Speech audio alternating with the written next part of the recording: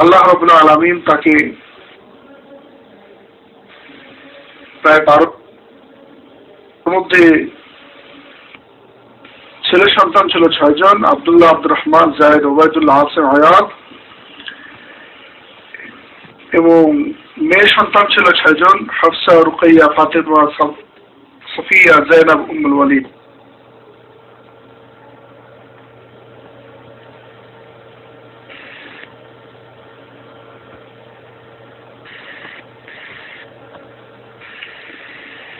যৌবন কাল থেকেই তার মধ্যে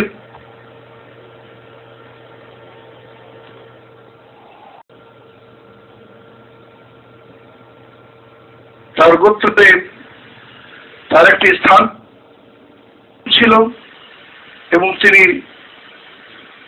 জাহেলিয়াতের জামানায় দূতের দায়িত্ব পালন করতেন।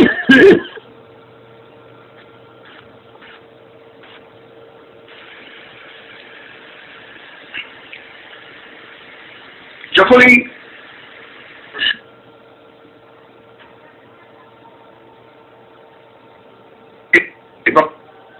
মক্কাবাসীর সাথে অন্য কাউরি কোন দ্বন্দ্ব বেঁধে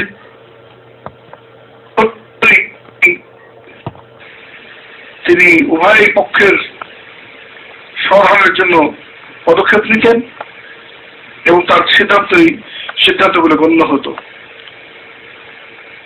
আল্লাহ রাব্বুল আলামিন তাকে যখন হেদায়েতের নূর দান করলেন, ইসলাম ধর্ম গ্রহণ করলেন, তিনি তার সহ্য, বীর্য, শক্তিমত্তা দিয়ে ইসলামকে সহযোগিতা করেছেন। তার ইসলাম ধর্ম গ্রহণের ঘটনাটা ছিল অত্যন্ত হৃদয় বিদারক বলা যেতে পারে। তিনি ইসলাম ধর্ম গ্রহণ করেন নবুয়তের 6ষ্ঠ বৎসরে।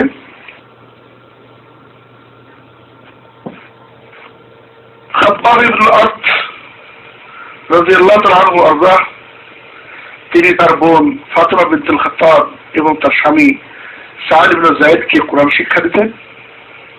হঠাৎ একদিন ওমর ইবনুল খাত্তাব তাদের বাসায় গিয়ে দেখেন যে তার বোন এবং ভগ্নিপতি তারা কোরআন তেলাওয়াত করছেন। তিনি সে কোরআন শুনতে চান।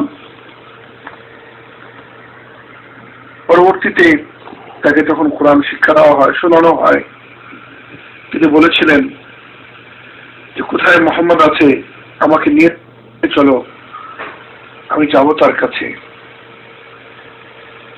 এই কথা শুনে খাব্বাব ইবনুল আরত রাদিয়াল্লাহু তাআলা আনহু তিনি ওমর ইবনুল খাত্তাব রাদিয়াল্লাহু তাআলা আনহুকে রাসূলুল্লাহ সাল্লাল্লাহু আলাইহি ওয়াসাল্লামের কাছে নিয়ে গেলেন। তখন রাসূলুল্লাহ সাল্লাল্লাহু আলাইহি ওয়াসাল্লাম ওই সময় অবস্থান করছিলেন সাফায় অবস্থিত দারুল আরকাম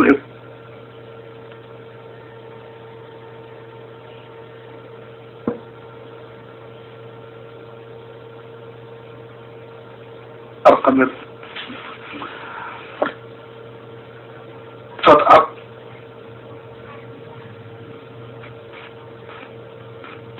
উমর ফারুক রাদিয়াল্লাহু তাআলা আনহু রাসূলুল্লাহ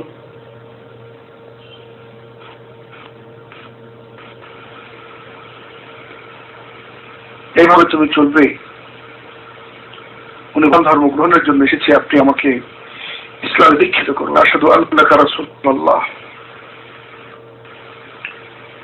এইভাবেই আল্লাহ রাব্বুল আলামিন ওমর ইবনুল খাত্তাব রাদিয়াল্লাহু তাআলা আনহু ইসলামে দীক্ষিতের মধ্য দিয়ে দ্বীন ইসলামকে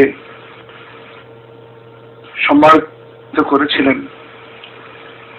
ইসলাম গ্রহণের পরপরই তিনি বলেছিলেন, ইয়া রাসূলুল্লাহ, যিনি আপনাকে সত্য দিন দিয়ে দুনিয়ার বুকে পাঠিয়েছেন তার কসম, আমরা আজকে ঘর থেকে বের হয়ে প্রকাশ্যে দিনের দাওয়াত দিব।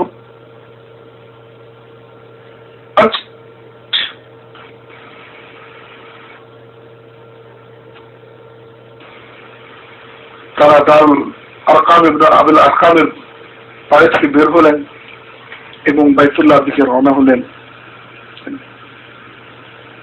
বলা হয় একদিকে ছিলেন ওমর ফারুক রাদিয়াল্লাহু তাআলা আনহু, একদিকে ছিলেন হামজা ইবনে আব্দুল মুত্তালিব রাদিয়াল্লাহু তাআলা আনহু, আর মাঝখানে ছিলেন আমাদের রাসূল সাল্লাল্লাহু আলাইহি ওয়াসাল্লাম।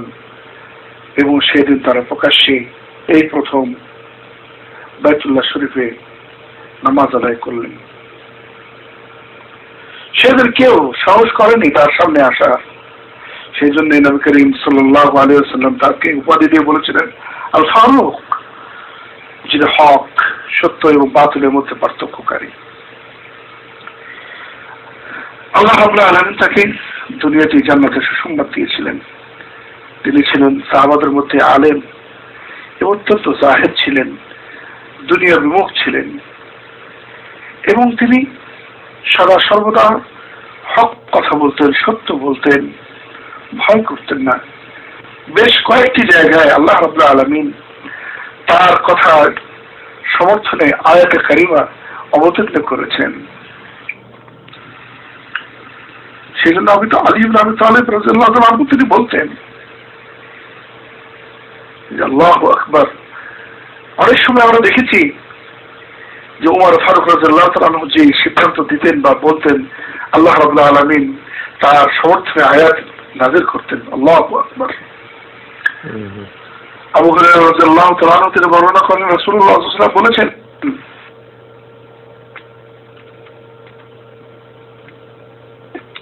যারা এসেছিল তাদের মধ্যে থেকে কেউ খুব সুন্দর আলোচনা করতে পারত।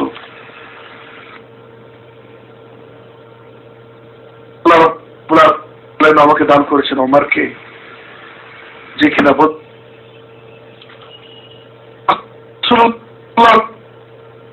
আরো বলেন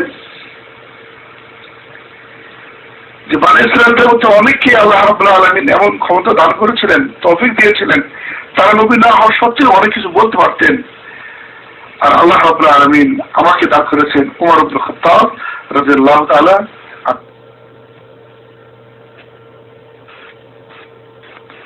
যেহেতু আমার পর আর কোন নবী আসবে না, সেহেতু ওমর আর কোনদিন না হতো। আমার পর নবী হতো, হয়তো আল্লাহ রাব্বুল আলামিন ওমরকে নবী হিসেবে পাঠিয়ে দিতেন। তিনি সত্যের ব্যাপারে অনড় থাকতেন, এই ক্ষেত্রে তিনি কাউকে ভয় করতেন না। একদিন রাসূলুল্লাহ সাল্লাল্লাহু আলাইহি ওয়াসাল্লামের বাড়ির ঘটনা, তার স্ত্রীগণ বিভিন্ন বিষয় নিয়ে রাসূলুল্লাহ সাল্লাল্লাহু আলাইহি ওয়াসাল্লামের সাথে কথাবার্তা বলছে। একটু আওয়াজটা কেন যেন একটু উঁচু হয়েছে। ইতিমধ্যে ওমর ইবনে খাত্তাব রাদিয়াল্লাহু তাআলা আনহু তিনি অনুমতি চাইলেন বাড়িতে প্রবেশের।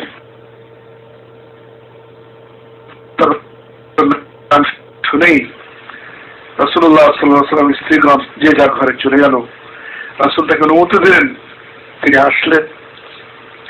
যেহেতু মেয়ের বাড়ি, রাসূল সাল্লাল্লাহু আলাইহি ওয়াসাল্লামের মেয়ে হাফসার সঙ্গে রাসূলের বিয়ে হয়েছিল, রাসূল হচ্ছেন জামাই, শ্বশুর আসবেন, এতে তো কোনো সমস্যা নাই। এসে দেখেন যে বাড়ির পরিস্থিতি এই।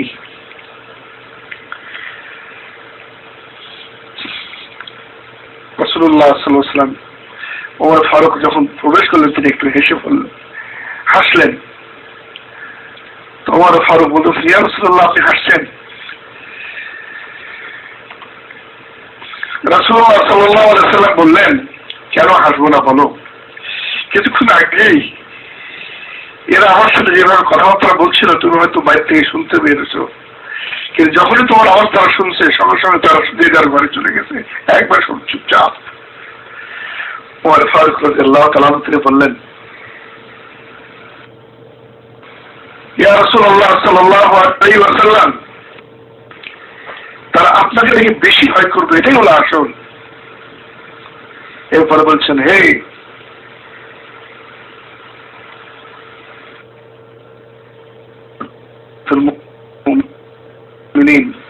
আল্লাহ রাসূলের স্ত্রীগণ, তোমরা আমাকে দেখে ভয় করছো, অথচ তখন তারা বলেছিলেন, অবশ্যই তোমাকে দেখে ভয় করি, কারণ তুমি হচ্ছে খুব শক্তিশালী, তোমার মধ্যে বিয়ে বেশি। ভয় এই জন্য হয়, কিন্তু রাসূলুল্লাহ সাল্লাল্লাহু আলাইহি ওয়াসাল্লাম তিনি নরম মানুষ। সে সময় একটি কথা বলেছেন মহানবী সাল্লাল্লাহু আলাইহি ওয়াসাল্লাম, লেখা রয়েছে আমাদের ইসলামের ইতিহাসে, বলেছিলেন, হে ইবনে খাত্তাব, হে খাত্তাবের পুত্র, আল্লাহর কসম, তুমি যে রাস্তা দিয়ে যাও শয়তান সে রাস্তা দিয়ে কখনো যায় না, বরঞ্চ অন্য রাস্তা দিয়ে যায়। তিনি এত তার ভিতরে ইয়ে ছিল, ভাব গাম্ভীর্য ছিল, শয়তান পর্যন্ত ভয় পেত।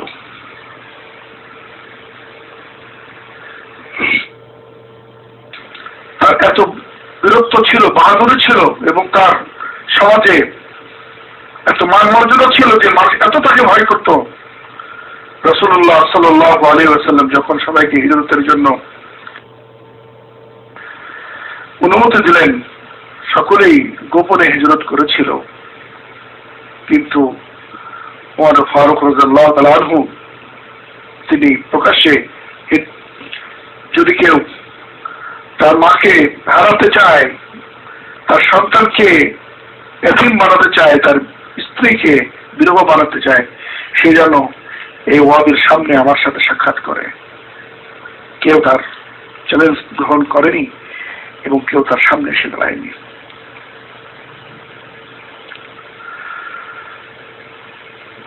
রাসূলুল্লাহ সাল্লাল্লাহু আলাইহি ওয়াসাল্লামের হাদিস থেকে ওমর ইবনে খাত্তাব রাদিয়াল্লাহু তাআলা আনহু অনেক ফজিলত আমরা জানতে পারি।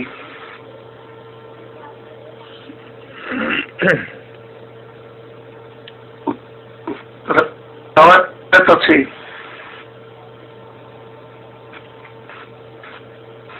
রাসূলুল্লাহ সাল্লাল্লাহু আলাইহি ওয়াসাল্লাম বলেছেন যে আল্লাহ রাব্বুল আলামিন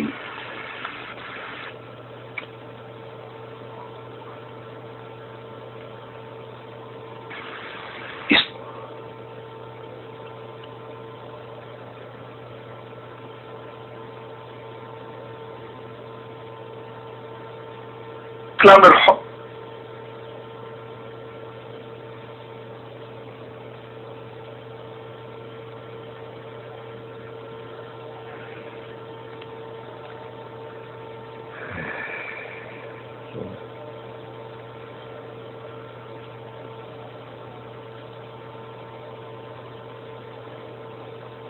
সত্যতা ওমরের জবান এবং তার হৃদয়ের মাঝে, তার মাধ্যমে জর্ডান, ইরাক, ফারিস, মিশর, আজারবাইজান, নাহাওয়ান্দ, জর্দান ইত্যাদি বড় বড় সাম্রাজ্য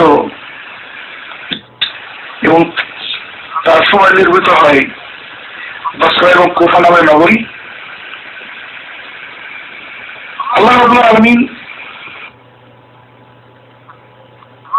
দিমাশকের, তারপর কাদিসিয়ার বিলাদুস শামের এবং হিমস, জালুলা, রিক্কা, রাহা, হাররান, রাসুল আইন, খাবুর ইত্যাদি অঞ্চল, আস্তালান যেটা আমাদের সামনে অবস্থিত, বাইতুল মুকাদ্দাস, ইয়ারমুক, বাইসান, জাবাবিয়া ইত্যাদি ইত্যাদি শহরগুলি আল্লাহ রাব্বুল আলামিন তার সময় ইসলামের পতাকা তুলে সমবেত হওয়ার বা আসার সুযোগ হয়েছিল।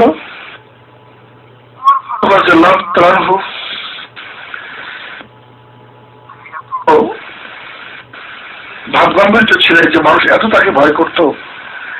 আগে অনেক সময় দেখা যেত দরজার বাইরে রাস্তার ধারে মানুষ বসে গল্প সল্প করতো, আড্ডা দিত। তার ভয়ে সবাই এই খেয়ালে বসানো তিনি কি করেছিলেন, সবাই ছেড়ে দিয়েছিল। বাচ্চারা যদি রাস্তায় খেলাধুলা করতো, এমন অবস্থায় ওমর ফারুক রাদিয়াল্লাহু তাআলা আনহুকে দেখতেন বা দেখতো তারা, তারা যে যার বাসায় চলে যেত। অথচ তিনি কারোর প্রতি অন্যায় করেননি, অত্যাচার করেননি, তিনি অহংকারে ছিলেন না। বরঞ্চ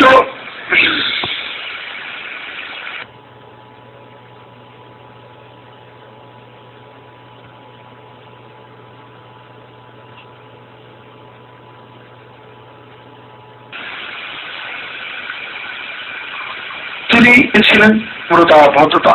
আল্লাহ রাব্বুল আলামিন তাকে এত শক্তি এবং সাহস দিয়েছিলেন যে তিনি একাই চলাফেরা করতেন, তার কোনো বডিগার্ড। তিনি যে সিদ্ধান্ত নিতেন বাস্তবায়ন করতেন, কখনোই তিনি অহংকার করতেন না। আল্লাহ রাব্বুল আলামিনের কাছে তিনি সবসময় দোয়া করতেন, বলতেন, হে আল্লাহ, তুমি আমাকে তোমার রাস্তায় শাহাদাত দান করো। আল্লাহ রাব্বুল আলামিন তার দোয়া কবুল করেছিলেন। তিনি ফজরের নামাজ পড়াচ্ছিলেন, ঠিক সেই সময় আবু লুলু মাজুসি পিছন থেকে খঞ্জর দিয়ে তাকে আঘাত করে, যার ফলে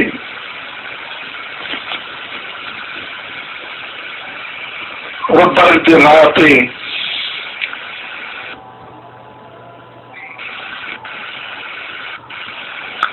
সনে শাহাদাত বরণ করেন। আল্লাহ রাব্বুল আলামিন তার মনে আশা পূর্ণ করেছেন। তিনি সবসময় বলতেন, হে আল্লাহ, আমি যেন তোমার রাস্তায় শাহাদাত বরণ করি এবং তোমার রাসূলের যে শহর মদিনা সেখানে যেন আমি মৃত্যুবরণ করি।